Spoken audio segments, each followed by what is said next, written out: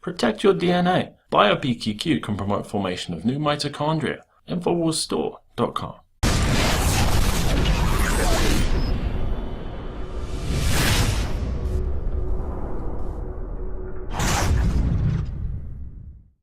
We all had a good laugh when Hillary Clinton first tweeted out that all survivors of sexual assault deserve to be believed. After all, it's completely ironic considering there was countless women who accused her husband Bill of sexual assault, and they were completely vilified not only by the sycophantic Clinton media, but by Hillary Clinton herself. But there was one person in particular who wasn't laughing at all, Kathy Shelton.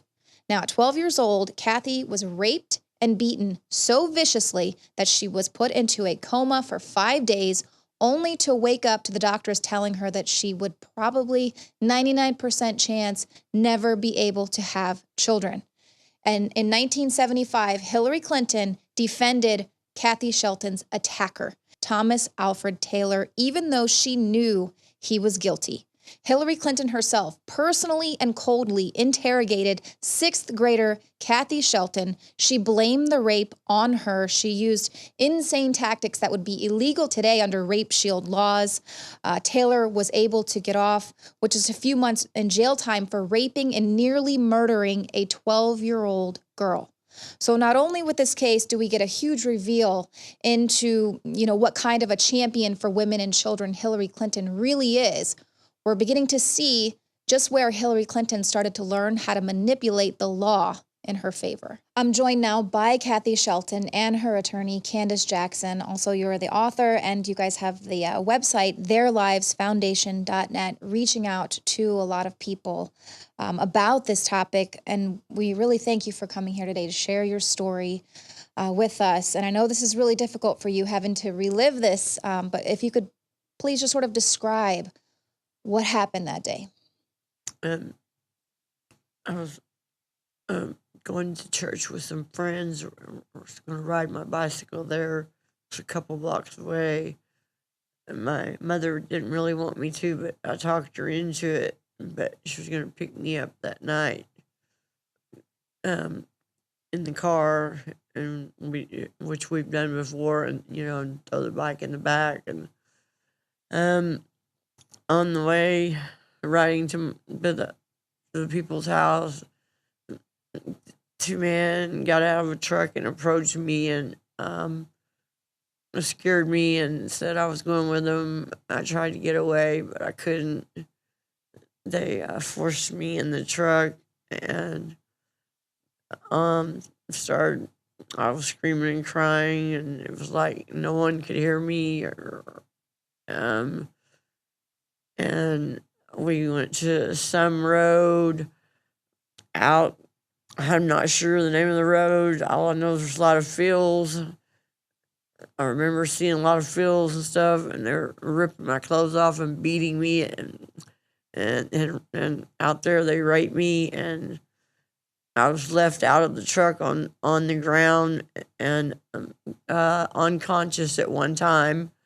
I came to consciousness, or I may be saying that wrong, but I crawled to a porch out of nowhere because I didn't see no houses. How I got to the porch, I'd never know. I think the man up above may have had something to do with it, but I knocked on the door and the porch light came on. They were coming back to finish killing me. I think they already thought I was dead.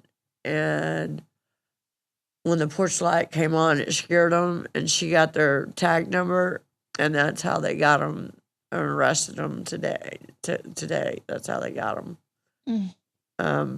I woke up 5 days later in a hospital with a coma, out of a coma, and was told that I could never. It was a 99% chance that I could never have children again, and had several stitches in my private parts.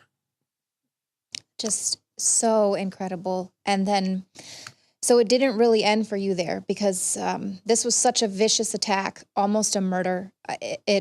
Something had to be done about it, and you were brave enough to speak up, maybe trying to pursue pressing charges.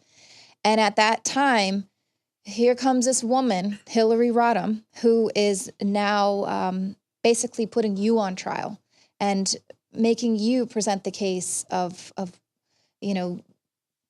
blaming you for what happened to you.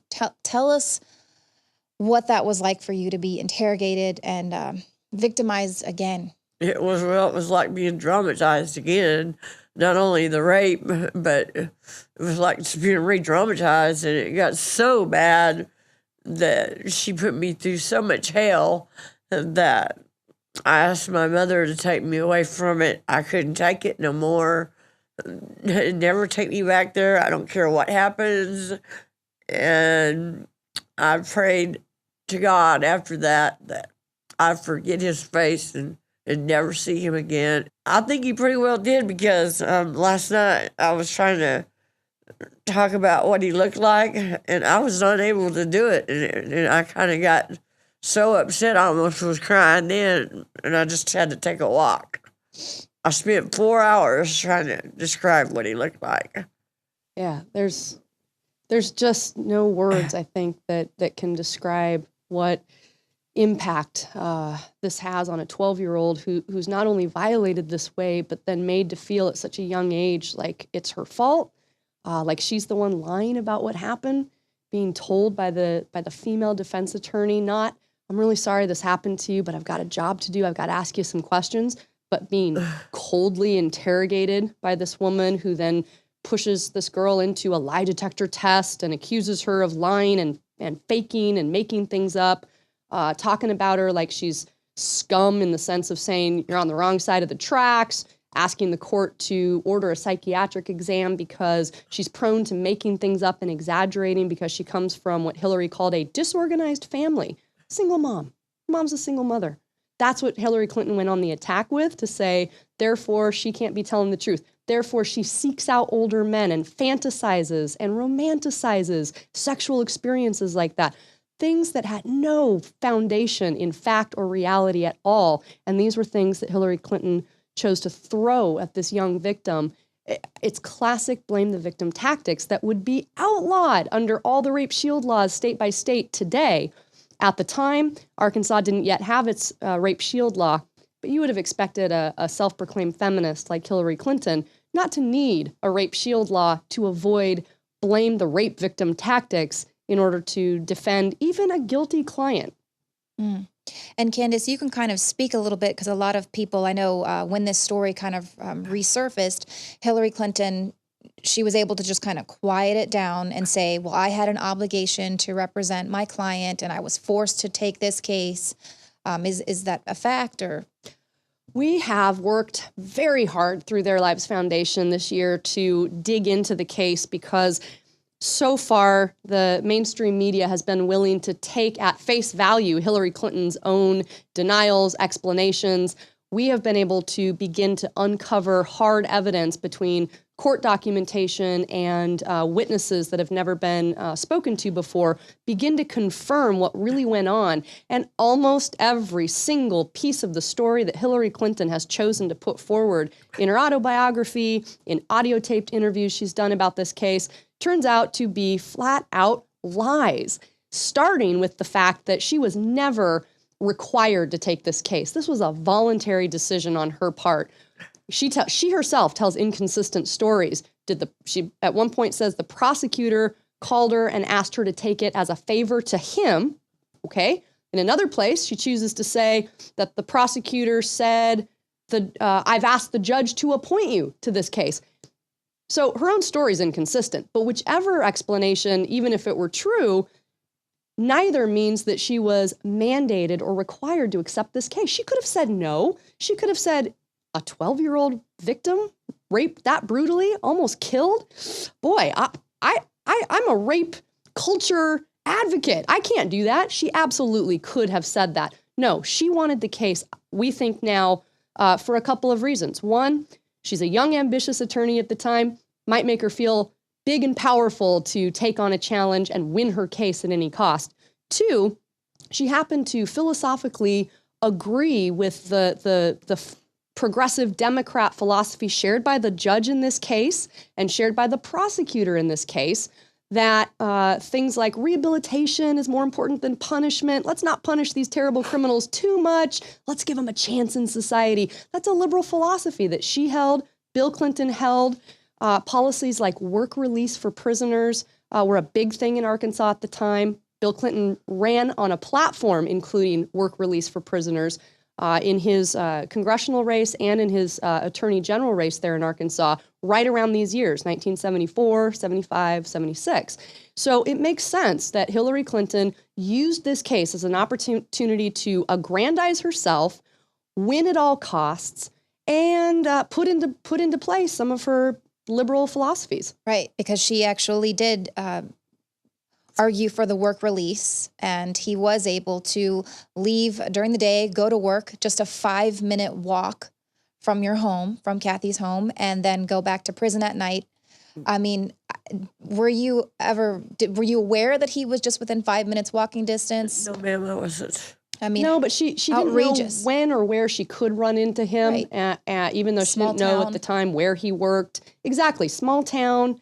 Who knows who he knew that she knew, and it was the a fact is- constant fear. The fact is, Hillary Clinton argued for that, and knowing where his work was, 5 minutes away from the victim's home, as a woman who claims to be this longtime champion advocate for women and children, it's just unheard of that she would fight so voraciously to get this man basically every kind of plea that she could, lighten the deal for him in whatever ways. Of course, there's some instances, seems like tampering with evidence. Hillary Clinton's disregard for proper protocol in this case with respect to handling the evidence, we have only recently been able to verify it is astounding. She claimed in her audio taped interviews back in the 80s that she got she said, special court order to take the physical evidence with her to New York to show it to her own blood expert, and that his testimony was what she used to persuade the prosecutor and the judge to give this guy a plea bargain. What we have found out is we've identified who that scientist was that she went to visit in New York. We've confirmed that there's nothing in the court records that indicates any kind of a special order that would permit a defense attorney to personally just grab up physical evidence like this. In this case, it happened to be a pair of the defendant's underwear. What, she just stuffs it in her bag, stuffs it in her purse, and takes it with her out of state? The judge issued an order in this case that said specifically, the defense can't do anything to independently test the evidence that would interrupt the prosecution's chain of custody. Can't think of anything more dramatic interrupting the chain of custody than the defense attorney putting herself in the position of actually becoming a chain of custody witness in the case by personally, physically taking charge of the underwear like that, taking it all around with her on a weeks-long trip that she talks about, and then ending up in New York and finding this supposed scientist and, coming into his basement, pulling out the underwear she talks about and letting him do a visual inspection, and then coming back and using that with no written report from this expert, no scientific backup for what she says was not sufficient evidence on the underwear, but simply telling the judge and the prosecutor, this guy is going to come out from New York to prevent a miscarriage of justice unless you let my guy off. And the judge and prosecutor rolled over with that and accepted it and let this violent predator out on a lesser charge, plead to a lesser charge, and serve no further time in jail. Right. Just a couple of months in jail and just got off to go attack people again. You pointed out on the Alex Jones show earlier.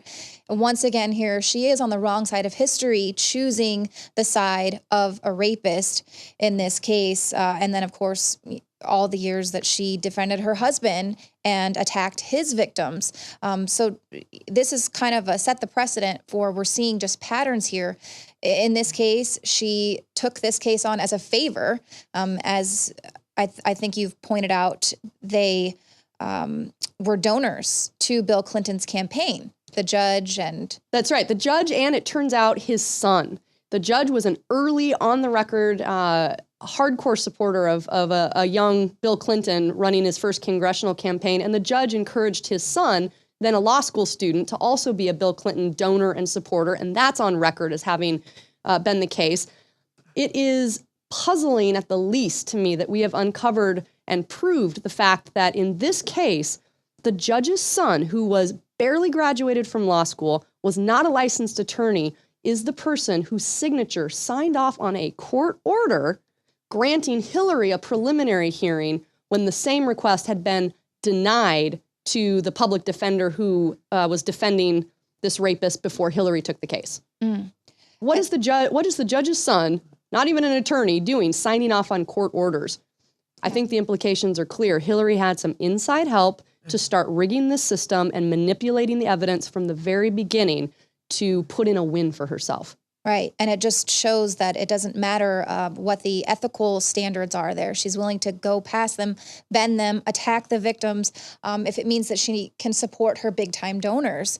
Kathy, what did you think about that when she first came out, putting out this message to sexual assault survivors, you all deserve to be believed, we're with you? What did you, I mean, by this time you learned that it was Hillary Clinton that was the woman interrogating you in that room so long ago. What did you think when she spoke those words? I think if we deserve to be believed, why didn't she believe me at 12 years old instead of coming out of law school and putting me through what no 12-year-old should be put through? A lie detector test, first of all, I've been told many times if you move in that, it shows you lie, but it showed I lied because Candace, help me out here. I can't say this right. It's difficult. It's really difficult because, again, a sixth grader had never had sex before, and Hillary Clinton used the results of a polygraph that she made Kathy Shelton take to accuse Kathy of lying based on a question asked in that polygraph about whether or not full penetration had occurred. And because Kathy was confused about that question, that was used against Kathy to say, she's lying. And the fact that there's a preponderance of evidence, including the fact that she had to have stitches in certain parts and that the doctors told her 99% chance she would never be able to have children. And then to use that, you're asking a child to describe sexual terms they'd never encountered before. I mean, what kind of a dark heart must a person have to be able to treat you like that? I mean, that to me is just what's so shocking. I can't imagine as a 12-year-old girl, were you just kind of wondering, like, why is this woman treating me like that? Yeah, and then also, all the evidence, like hospital records, the police report, supposedly been lost in some flood. Any evidence that we try to go get, it seems it's all been lost. So I feel like she's done the same thing that she's doing with these emails and everything. She's gotten rid of it. Right. She knew what she was doing. She got rid of it.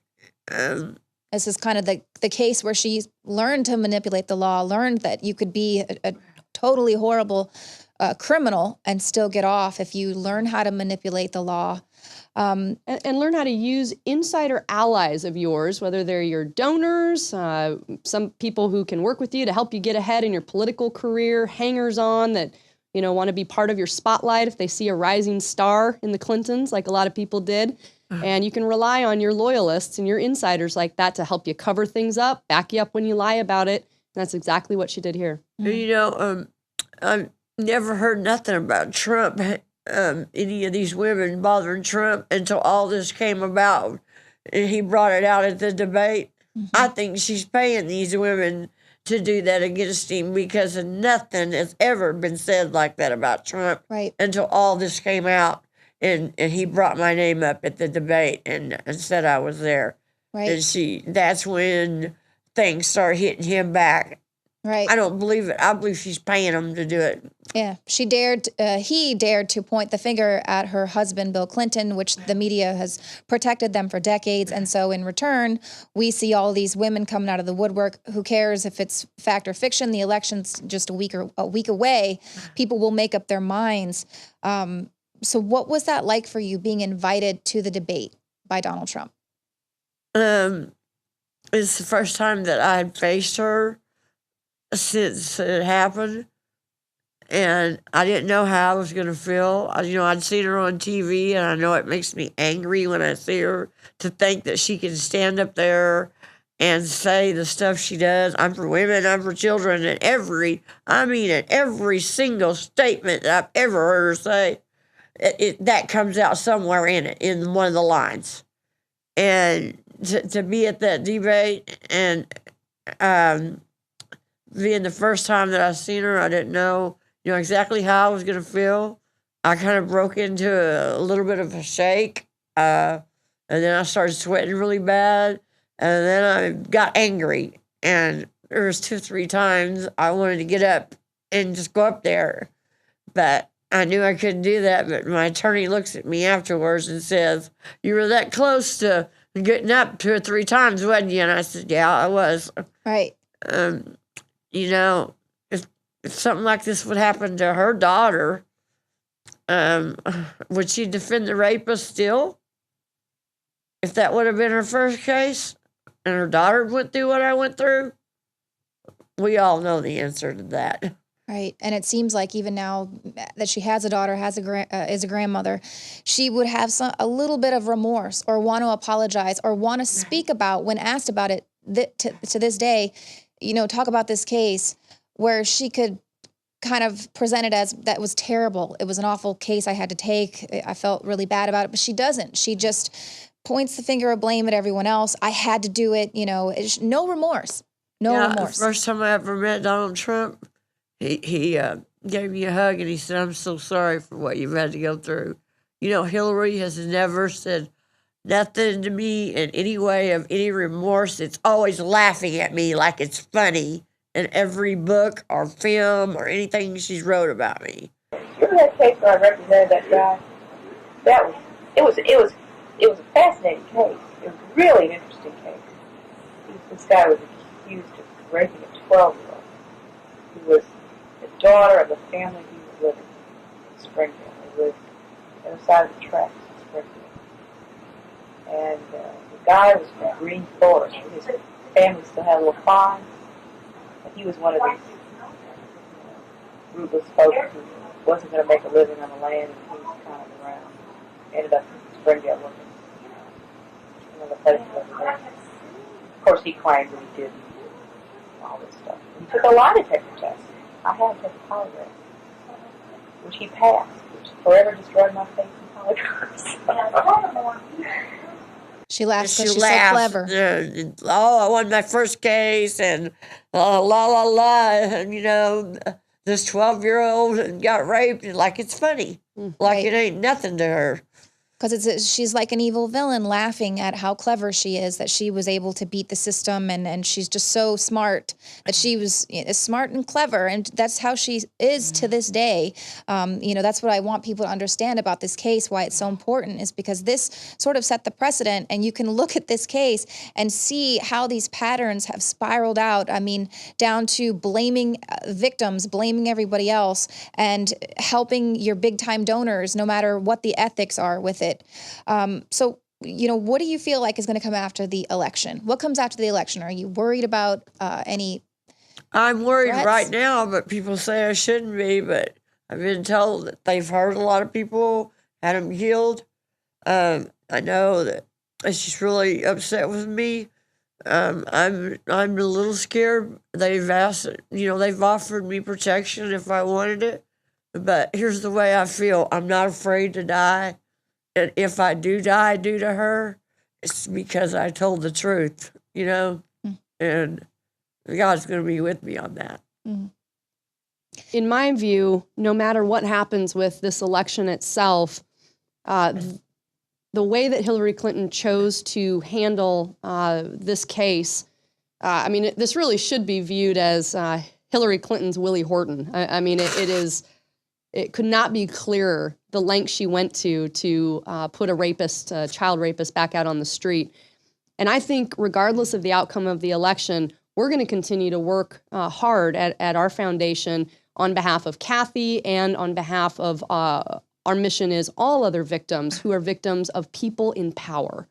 Abuse that occurs to especially women by even other women who are in positions of power, because that tends to be the type of abuse and harassment that's the most difficult to expose, the most threatening and intimidating to dare to come forward about. You got a lot to lose if your perpetrator is somebody in power.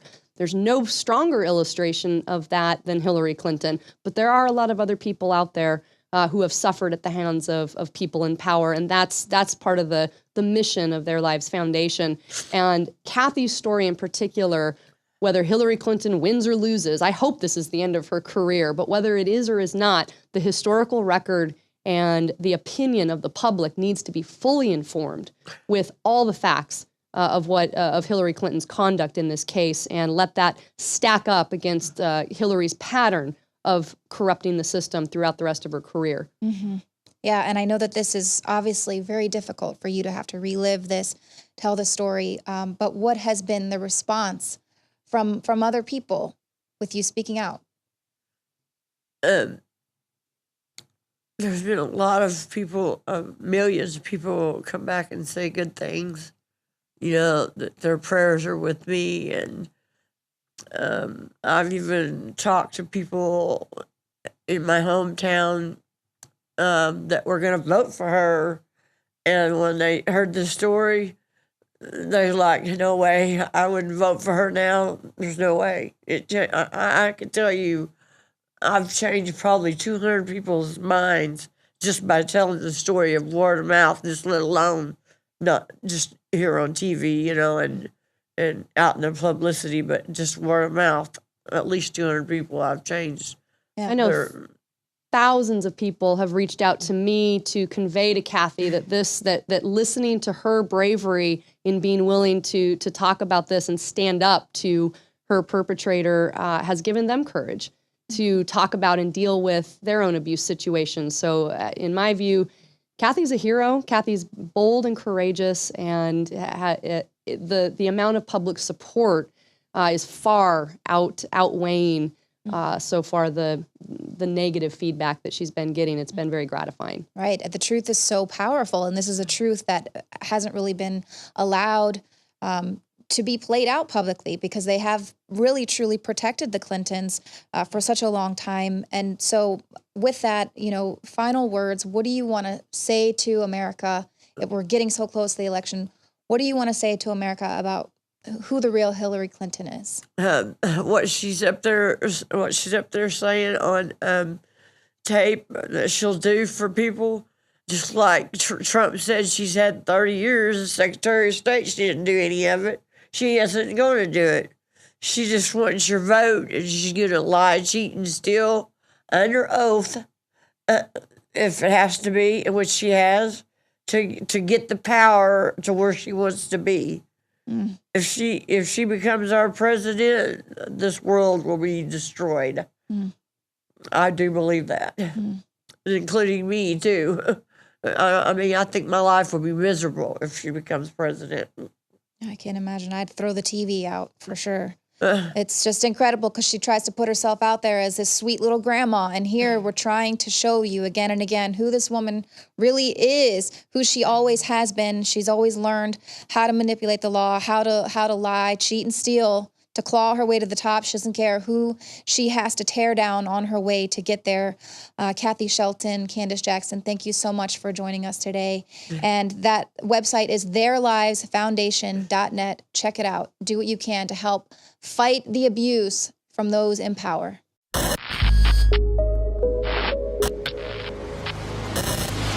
Look, I'm not going to sit here and say, see, I told you so, that communist Chinese-style net censorship was coming to the web, because it's already here. It's being announced. The way you keep the internet open and free is you get involved more than ever. Go to Infowars.com/app. A new battleship in the fight. Infowars Live, available right now. We're looking for a crew to man it. You going to sit down and play games and be a trendy? Or are you going to be part of history? Don't sit by and let the internet and free speech be stolen from you. Take action.